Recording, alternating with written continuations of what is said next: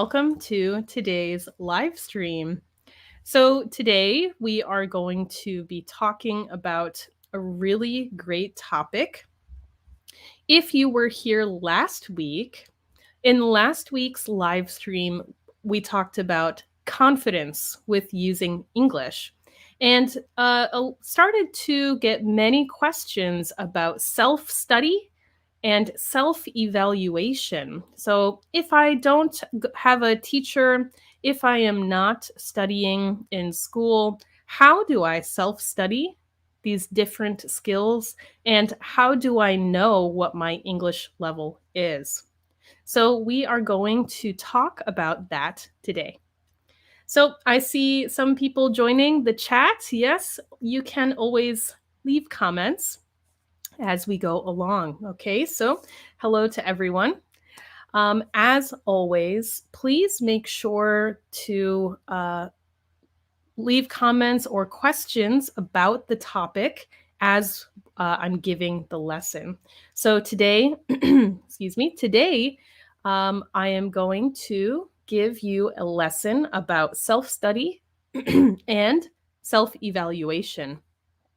And then while you watch, please leave some questions, or maybe you have some tips that you want to share with the other learners on this page. So while you are watching, think about, how do you self-study? And maybe you can share some of your study skills and the ways you do things as well.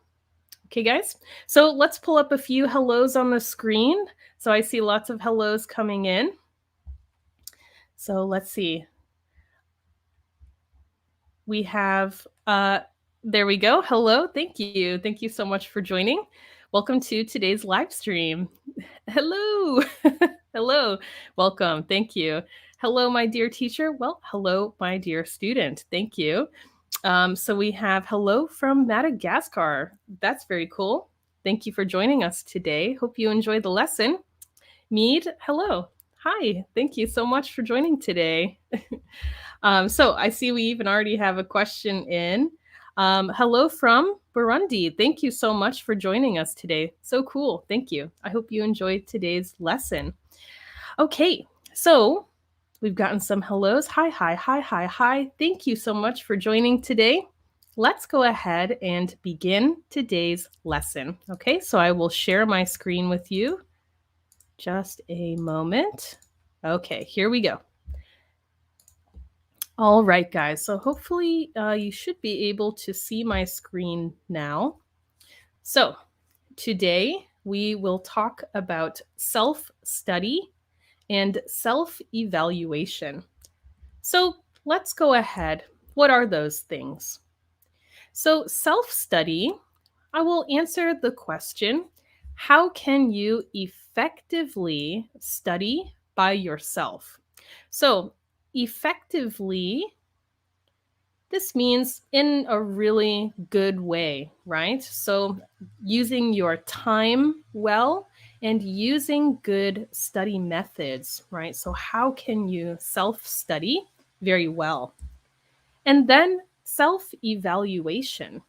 So how can you keep track of, or how can you know and follow your English level with no class and no teacher? So I will share with you some different ways that you can do that. So let's go ahead and begin. So for self-study, today I will share with you self-study about the 4 main English skills: writing, reading, listening, and speaking. Okay, so we'll go through one by one and talk about some different ways to self-study each of these main English skills. Okay, so first, let's talk about how to self-study writing.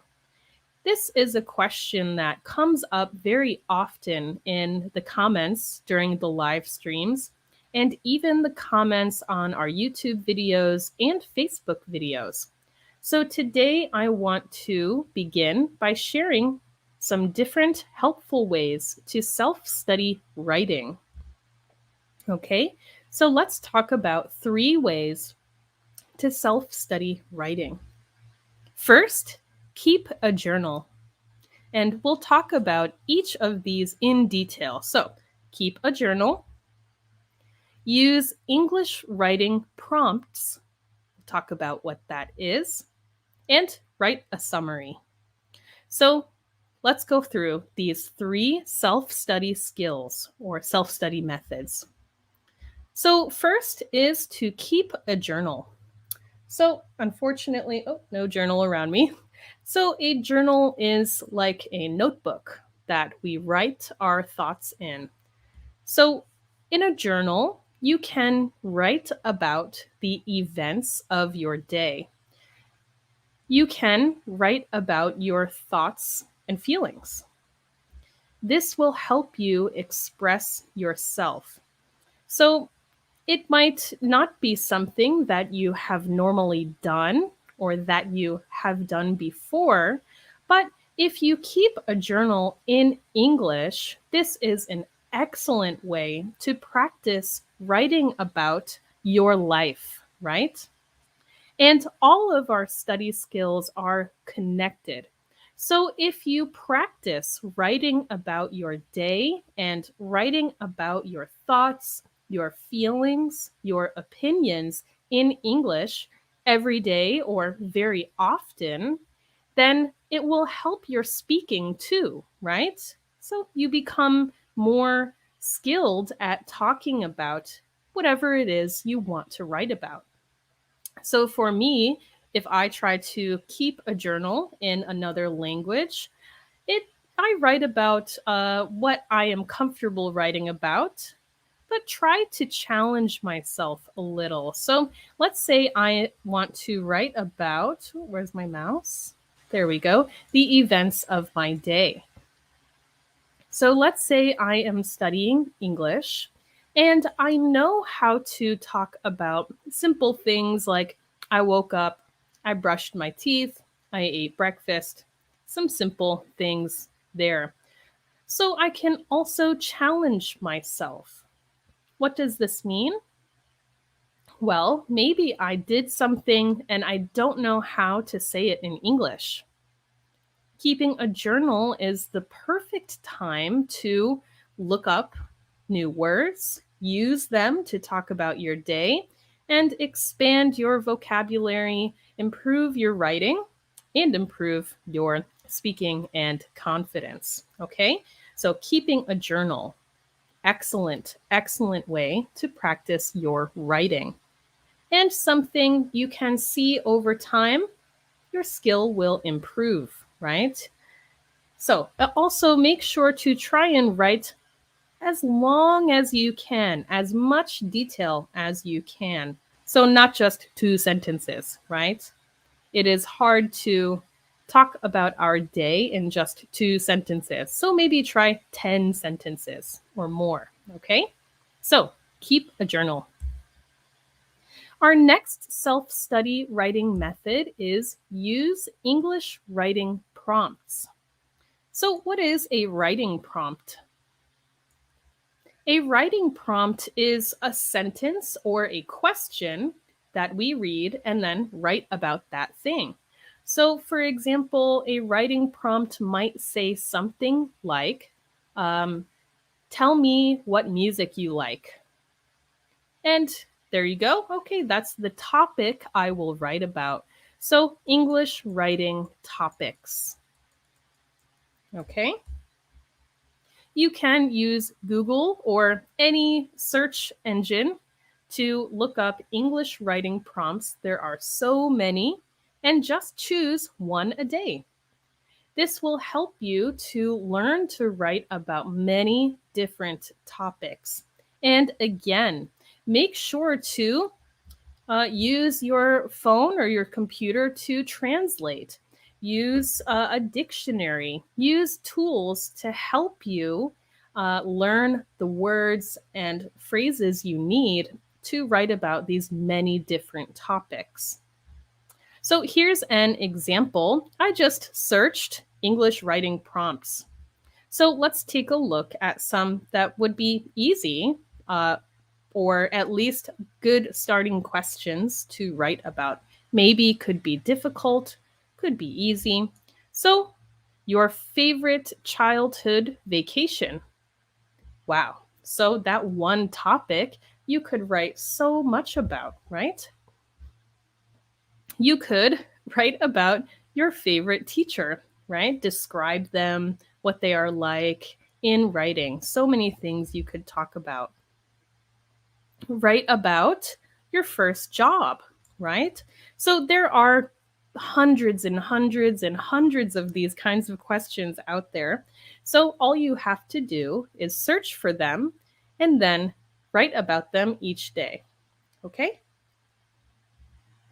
Okay, so the next way we can self study writing is to write a summary.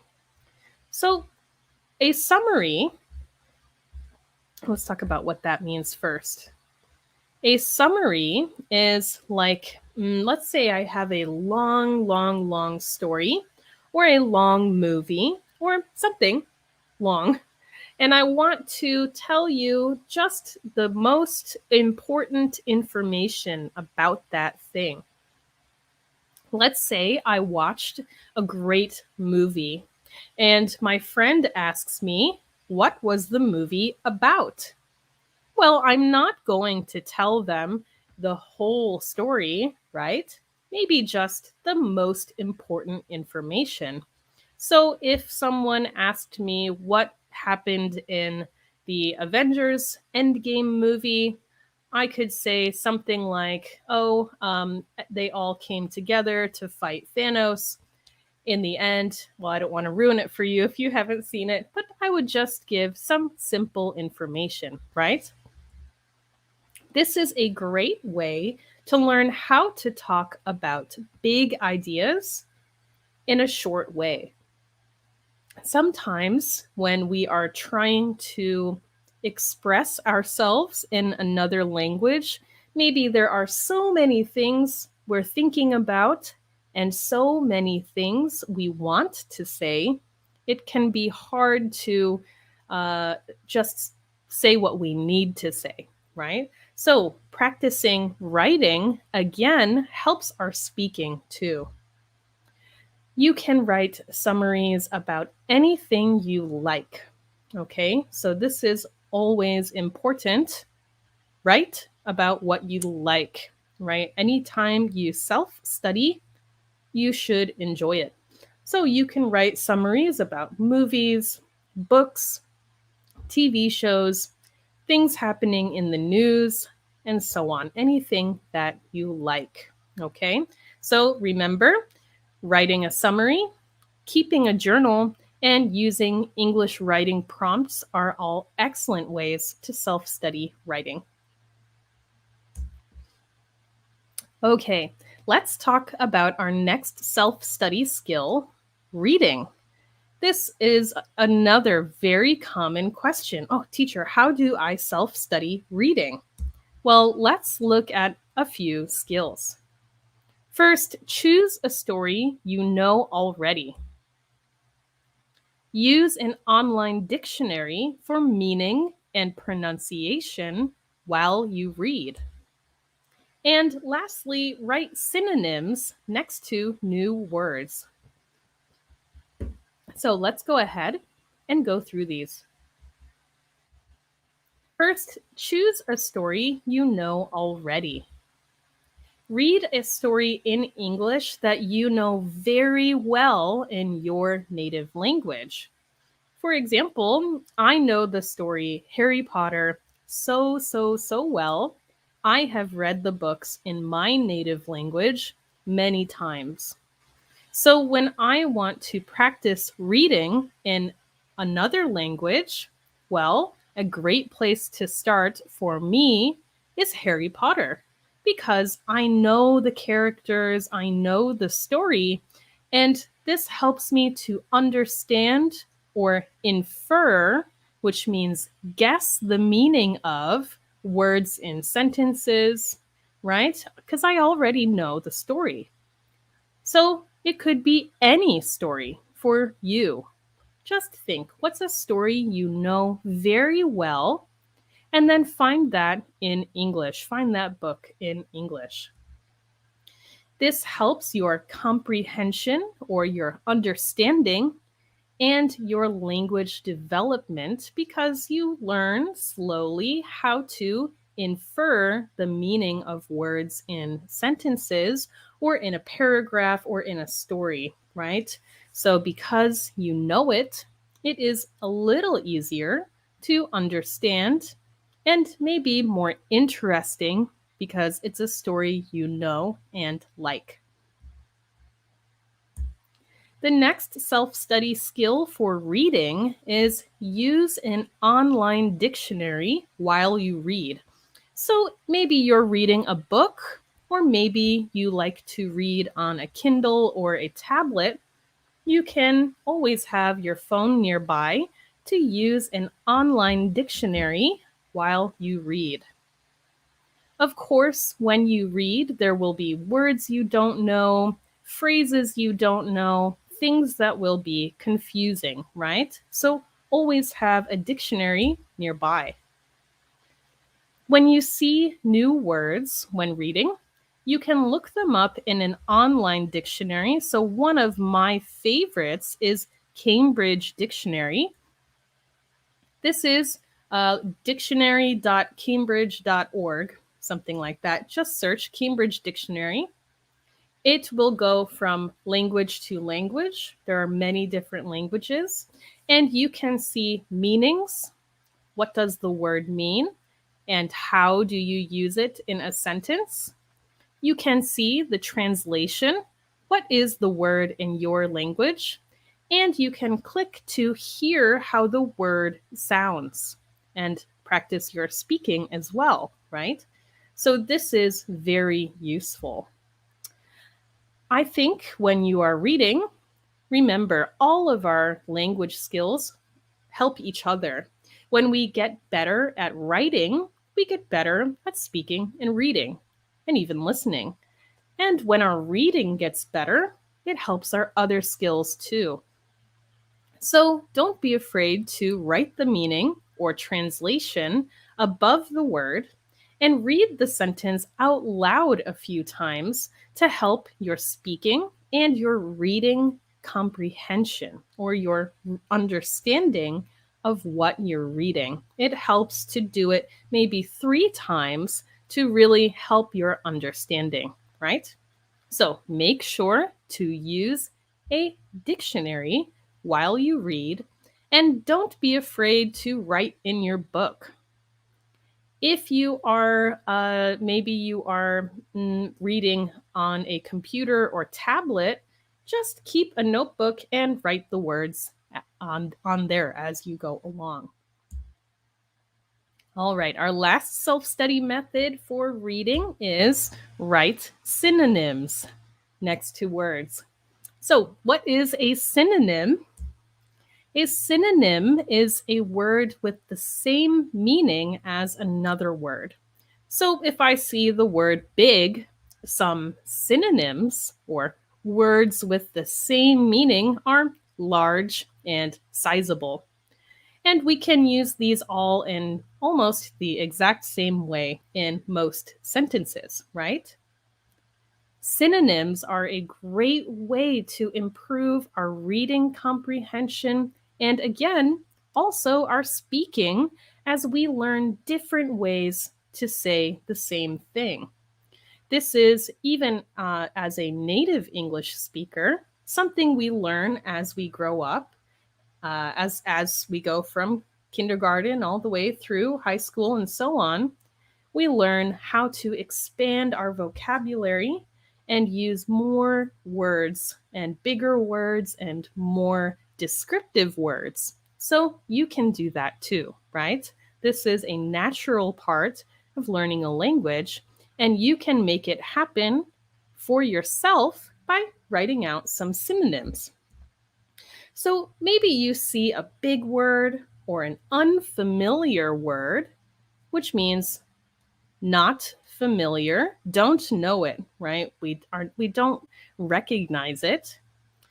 So write synonyms. Maybe you see a word, oh, what is that? So yes, we can look up the meaning in translation, and it's helpful to write down synonyms for that word. So let's say you're reading and you see the word sizable and you think, what does that mean? Sizable? So you look it up, and maybe above the word, you write the words big and large. And this helps you make the connection. This is another word I can use for big or large. You can also write synonyms for small common words to expand your vocabulary.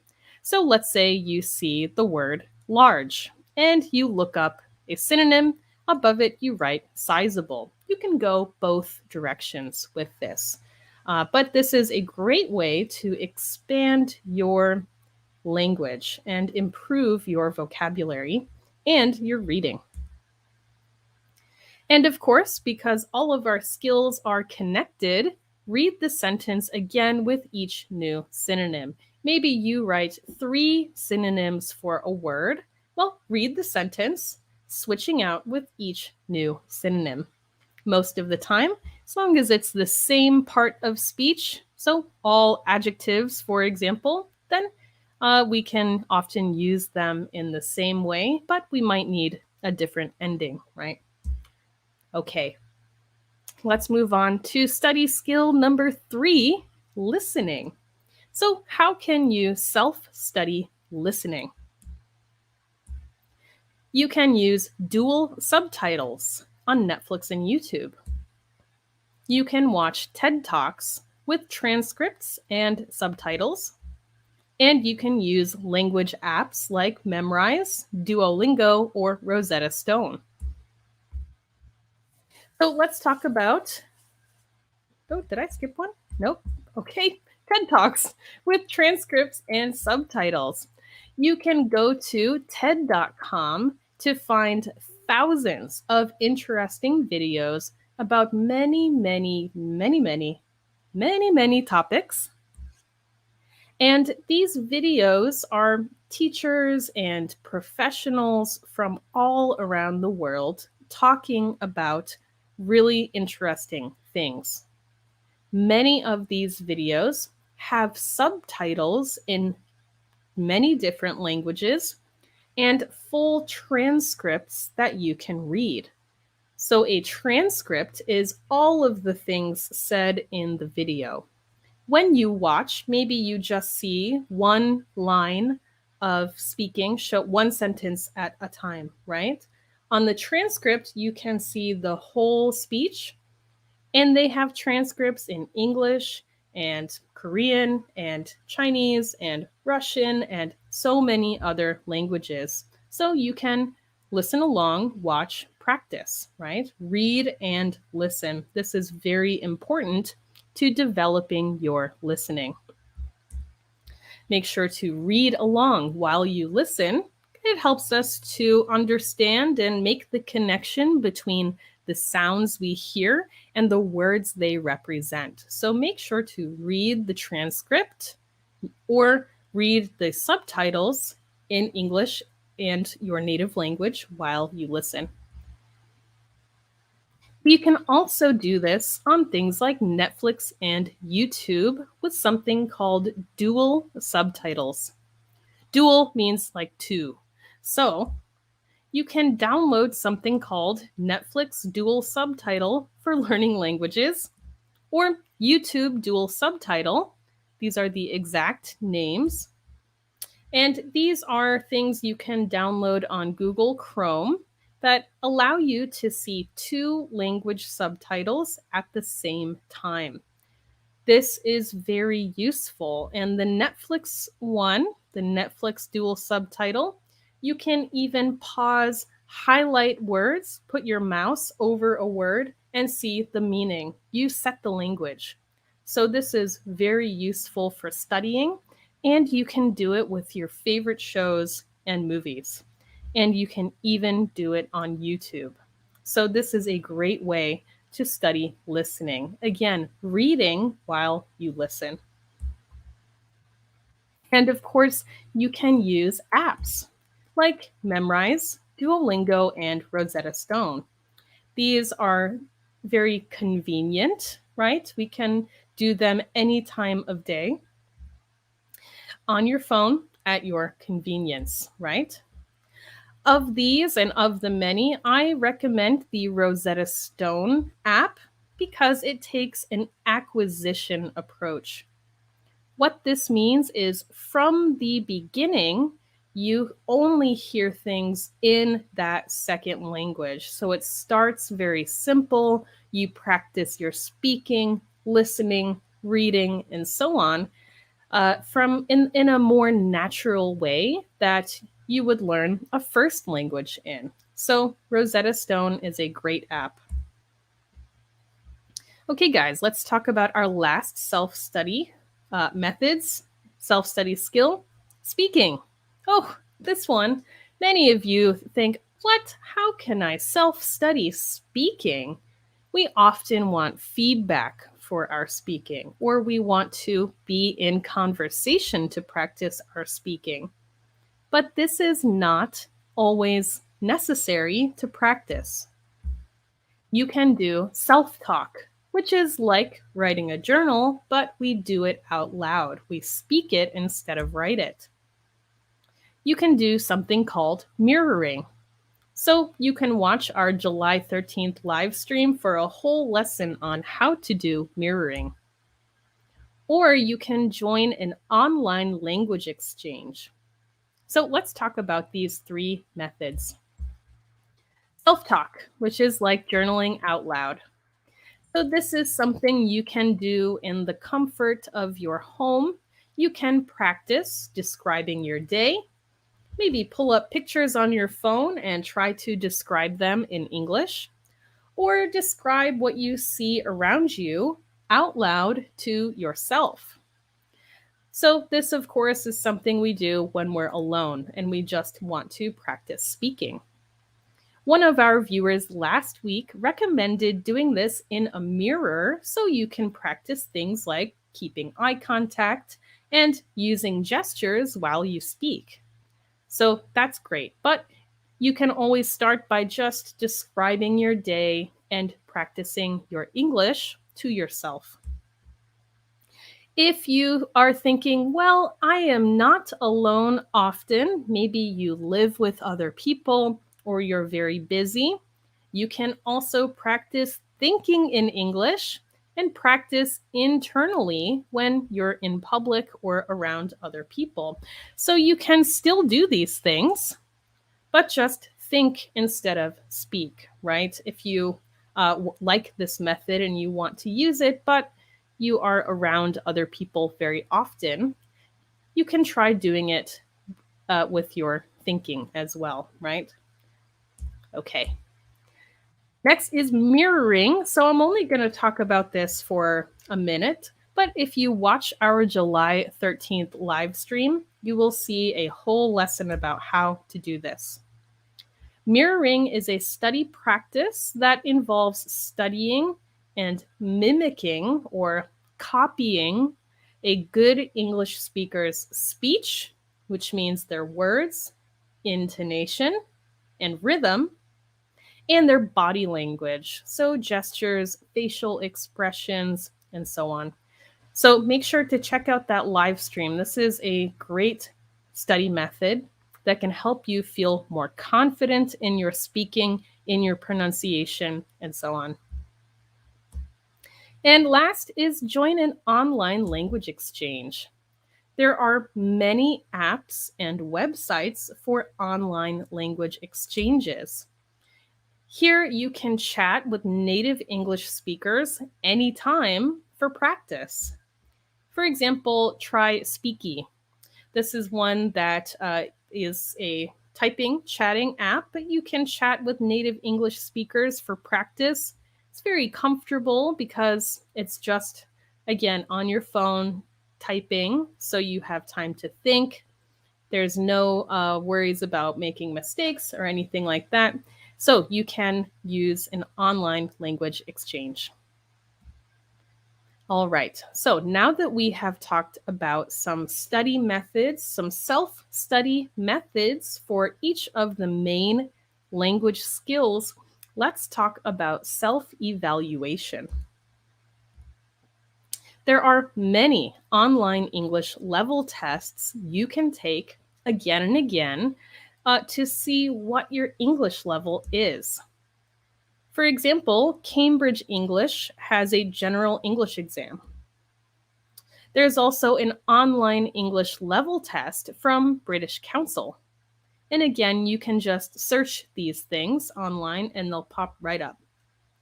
There are also grammar quizzes and vocabulary quizzes for free online to test your skills and see where you need to improve. So you can just search for these things, right? There are so many resources. All you have to do is search. So maybe you are trying to self-study some new grammar. Maybe you have a textbook that you're using or some study book. And you can look up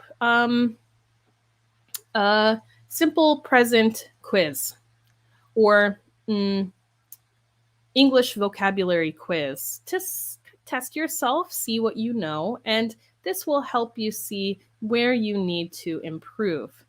If you get many questions wrong about some certain grammar point, well, that's something to study and work on. If the vocabulary quiz gets too hard with certain words, certain level of words, okay, well, I know this is my vocabulary level and I can work to improve. So let me recommend to you some reliable or very good English evaluation websites. Again, Cambridge English. They have an online dictionary, they have level tests, really great resource. I also love British Council. Again, many great resources for students and teachers alike. Duolingo has an excellent English test. It is not free, but it's a good one. And if you pay for it, you can take it as many times as you want over time. So it's a very good way to measure your progress. IELTS has a good online test, and so does EF Standard English Test.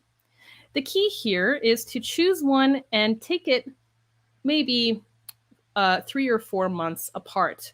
So take it a few times a year to see how your study skills are working, right? Are my methods working? Am I improving? And if not, then it shows you need to adjust or change and do things a little differently. But choose one and take it over and over again. That's why I really like the Duolingo English test. It is very comprehensive, so many topics, many skills, and you can take it every day. Not that you should, but you can take it many times a year and track your progress. See how you improve. So, what else can you do to self evaluate? Well, this goes back to our mirroring. So, you can choose a native speaking sample, or maybe a video or short clip, maybe 1 minute or 2 minutes, whatever is comfortable for you. You can find it on TED.com, Netflix, YouTube, any resource. Study it. And I don't mean study for 5 seconds and repeat. I mean study and memorize for a week or so, or at least several days. Practice it a lot until you feel like I know these words. I know I really feel like I am saying something very similar to the native speaking sample. Maybe it's a clip from a movie or a TV show, and I learn it and feel, okay, I know it very well. Maybe it took me 2 weeks to really study. Then record a video of yourself. You can just use your phone, you can use your computer, and record yourself repeating the same words, saying that native speaking sample. Then compare. How is your video different than the original video? Notice things like pronunciation or certain words or sounds that are hard for you or that aren't the same or aren't similar enough to be understandable, and study them and practice those things intentionally. This is a really, it can be difficult to self evaluate, but repeating and comparing yourself to native speakers can be a really useful strategy. And before we end, remember that enjoyment and consistency are extremely important. So, what does this mean? You must have enjoyable study methods. If you want to study, but you hate studying uh, the usual way, the normal way, well, don't do that. There are so many ways to study. There are as many ways to study as there are people. So find what works for you and what you enjoy. You also must have a specific, realistic schedule. So this means that you should maybe every Monday for 5 minutes at 10 a.m., and it should be realistic. So if you are very busy, don't say, I will study 1 hour every day. That's very difficult, right? And maybe not realistic. Maybe if you study 1 hour a day, you will very, very quickly not want to study. So find what works for you. And you must stick to it. So this means continue. Find what you enjoy doing to study.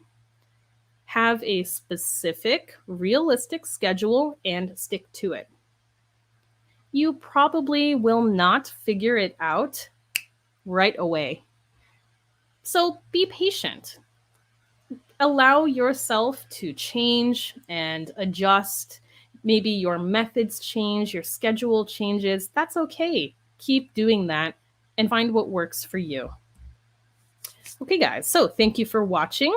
So now let's go over and see your comments or questions. This class is dope in terms of teaching. Thank you. That is an amazing compliment. Thank you. So let's see. Paper English page, thank you very much. Yes, thank you so much for joining on today's live stream. I hope you enjoyed the lesson.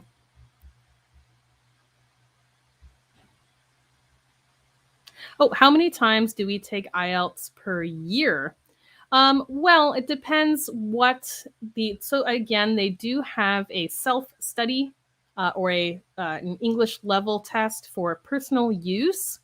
And whether it's IELTS or any of the other level tests out there, find one you like. And I recommend taking it every 3 months or 4 months. So 3 or 4 times a year spaced out. This is long enough, maybe every 12 weeks or 16 weeks, helps you to see how you have grown and where, I still need to practice this thing. Oh, I got this wrong last time too. I need to work more on this. So every 12 to 16 weeks, every 3 or 4 months. Okay. I'm going to pick up TOEFL later on, and sort out what score I might get. Yeah, absolutely. It's a great way to can be confidence boosting too. Oh, I got that question. I did a good job. So yeah, that's great. I'm glad to hear that you will do that. Thank you. Very clear explanation and pronunciation. Thank you very much. I'm glad that you enjoyed it, and I hope that you use some of these methods in your life. The lecture is very good, and I like it so much. Thanks. Well, thanks to you for watching. Thanks, guys. Let's see. So here we have a question. Talking in front of a mirror, is it a better way to improve English speaking skills? I would say that it can be useful. So we had a one of our viewers do this, recommend this last week, and I think it can be a good strategy. It is not better or worse than other methods. Maybe it will work for you, maybe it won't. Unfortunately, this is the way with study methods, right? I might like to do something, someone else might not. But the benefit of practicing speaking in front of a mirror is you can really be aware of your gestures, your body language, uh, your pronunciation, even. You can see how you are making certain sounds, and again, maybe where you might need to improve. So, if you think it will help you to be more confident and be more aware, then definitely practicing in front of a mirror can be very useful. Oh, okay, great question. So, how much vocabulary should I memorize each day? Well, great question. For vocabulary, again, this goes back to what I said in the lesson about being specific and being realistic. So I would say don't, maybe not every day, maybe have 10 words a week. Because if you try to study too many words, these things we only remember for a short time. Study, study, study, study, study. What is better, instead of studying more in a short time, is to study fewer things for a longer time. So instead of 10 words a day, try 10 words a week and try to use them in your whatever your study method is. If you are practicing writing, try to use those words when you write and then review them the next week. This is very important. Choose a smaller amount of words over a longer amount of time and make sure to review. So let's say this week I study 10 words and I really get to know them very well, so much that I'm so ready for new words. Well, next week I'll start 10 new words, and maybe every few days I'll review my words from the week before. And then the next week, 10 more words. Well, now I have 30 words that I'm reviewing, so it adds up really quickly. Make sure that you are studying a smaller amount for a longer amount of time. Okay, that's what I recommend. How to memorize vocabulary. Oh, and now a new question. Should we study sentences? Oh, thank you. Please tell us how to memorize vocabulary. Well, again, oh, why are we're going back and forth between two questions? What is happening? Oh, okay. Well, I'll answer one of those. How to memorize vocabulary. You can, what again, different methods. So for me, I like to write the word in my language and then write it in the second language and maybe cover it up and do speaking practice, how to remember them. It helps to use it in sentences when you're speaking. Try to write using the words. And for other people, maybe studying vocabulary in that kind of way, list of words, memorize, maybe that doesn't work. This is why reading and watching shows can be so useful. You can learn some words from an episode and then maybe watch the episode a couple times and learn or listen, rewind and listen and repeat and help yourself to learn the words. So find what works for you.